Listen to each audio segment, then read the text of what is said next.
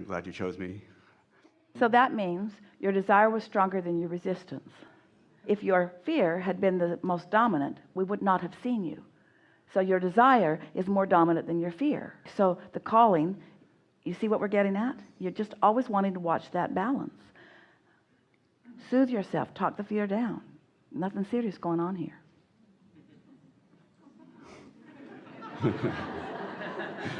Okay. So I've been working to create, quote unquote, the job of my dreams. I went back to graduate school and got a master's in astrophysics.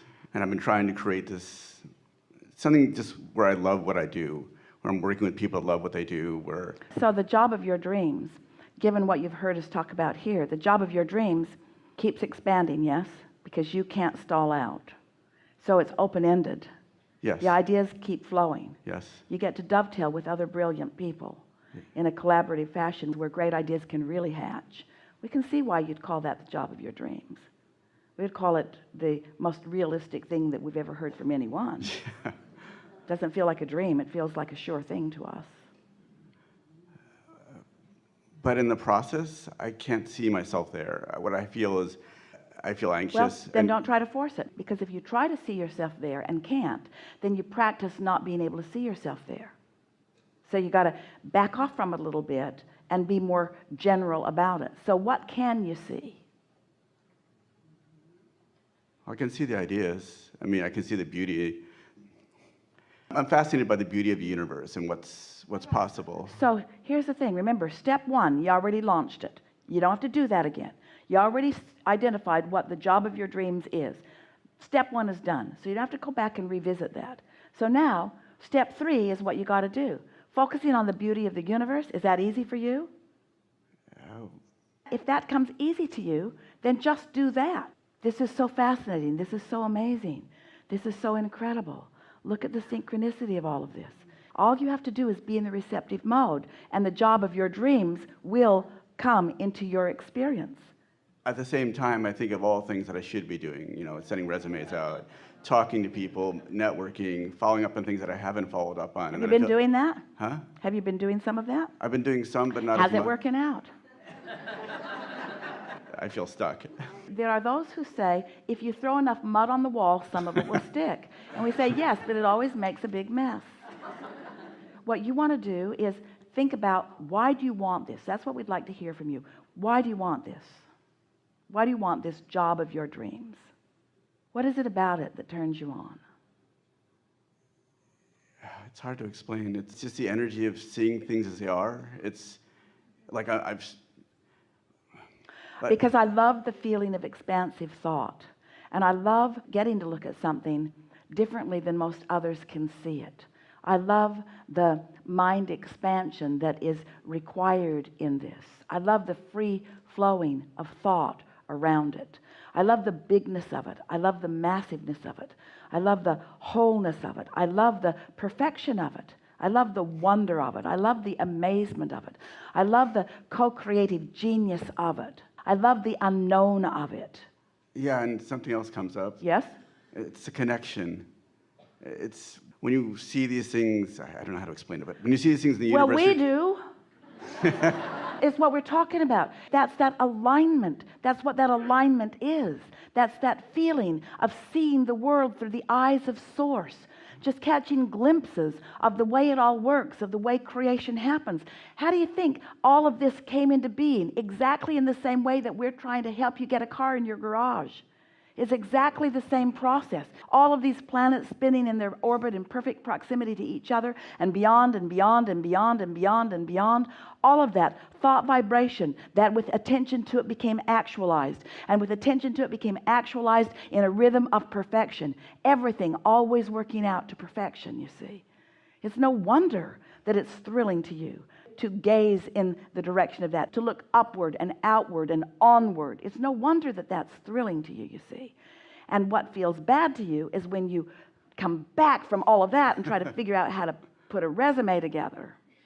Well, it's because it's too soon for that. Let the wonder of all of that keep inspiring you. Let it build within you until what comes across in your resume, you'll be so turned in, tapped in turned on, that what will come across is something that's so powerful that it will be undeniable. You'll present your credentials. You'll let them know that you had the stamina and the wherewithal to go to school and get the degree and learn what you needed to learn. You've got the basics. But it's not the basics that ever carry anyone to greatness. It's the alignment that carries someone to greatness. Now, maybe the basics are necessary. We really don't think that they are, but in your world, let's say that the basics are necessary and you've got those, and so now you've got the basics, but now you've got something far more. Look at the athletes out on the ball court. Look at them. They're equal height, most of them, in equal weight, and they've got equal muscle capacity. But what makes the difference between those that have that eye-hand coordination? What makes the difference between those that are inspired, those that are so tuned in that they can tell what somebody else is going to do, those that see the big picture, that are looking for broader view, that know exactly where they need to be and where they want to be in the rhythm of what's going on? In other words, it's far more than just the basics.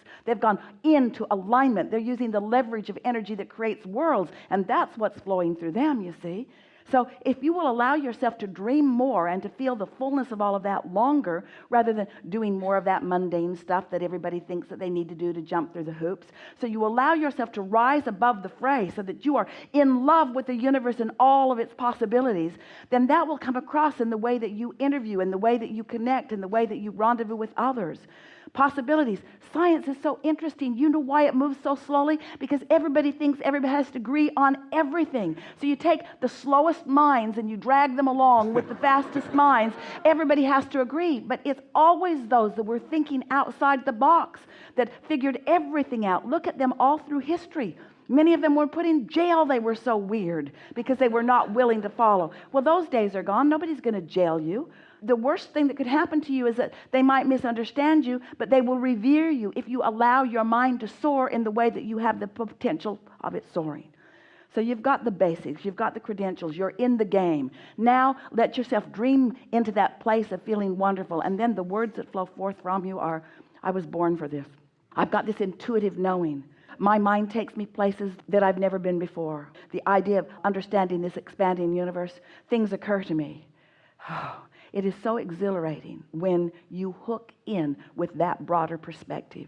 And every single invention, every single understanding, concept, mathematics, everything that has ever come into this physical world has come by one person who stood apart, who didn't do the mundane stuff that everybody else was doing, who stopped feeling guilty about jumping through the hoops that everybody was jumping through, and allowed themselves to be for a longer period of time in that atmosphere of belief and understanding, and then the thoughts begin to flow in a big, big way. And you will never be happy under any other conditions.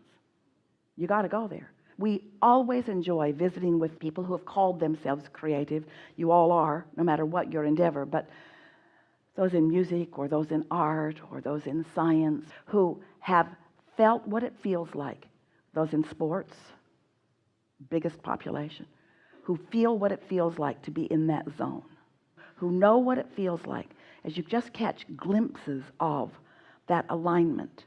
And in that aligned state, you turn your attention toward something of interest to you, and you see it open in a whole new understanding.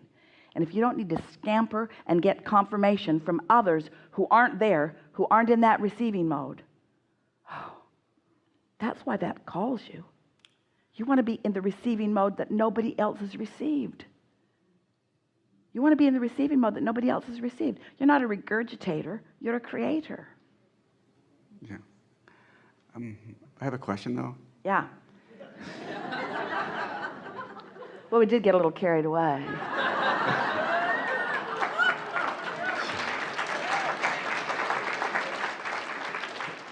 So I agree with everything you say, except there's one thing that kind of sticks with me.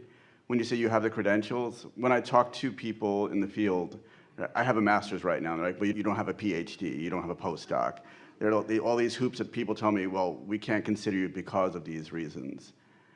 You know, or you don't have this programming experience or whatever it happens to be. And then I get stuck because I'm like, well... Then you're talking to them too soon. You're talking to them too soon. When you're in that state of alignment, you carry a credential with you, a vibrational credential.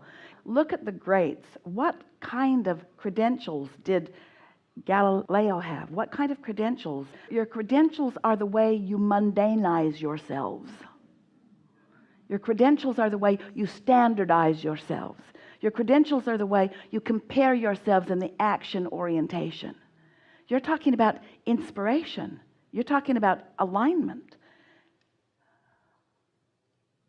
Do you want to be part of the system that is requiring you to jump through hoops?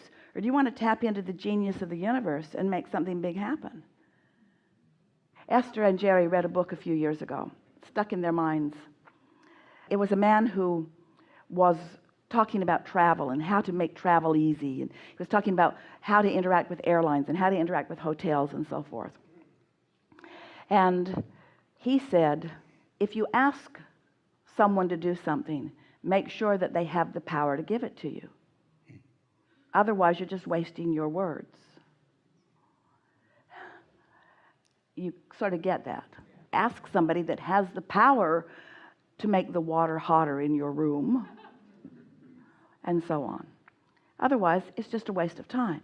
So we'd like to reflect that to you by saying, when you ask those who are willing to play in the world of mundaneness to give you your certificates, then you've sort of relegated yourself to a different game than you want to play in. And we think that's what's grinding at you. Because we don't believe that if you were a basketball player that you'd go and you'd say, I've never played, but I would like to play in the NBA, and expect to be able to play. But that's not what's going on here. You have far more vibrational credentials than you are giving yourself credit, and you're letting someone else that doesn't understand how to feel who you really are in relationship to what you really want.